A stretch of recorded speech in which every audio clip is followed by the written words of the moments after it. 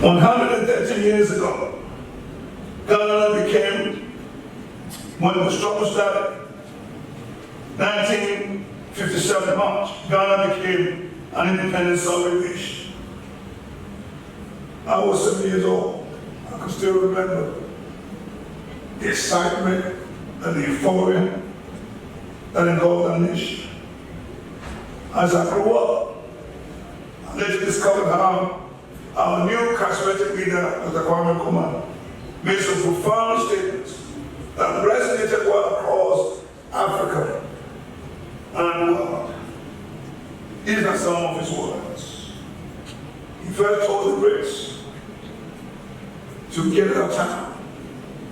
The crowd, you go tell the Queen. Now,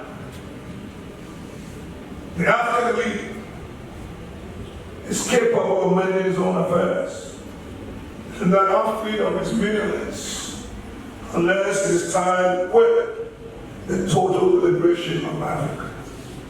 Soon after that, many countries were settling for their independence.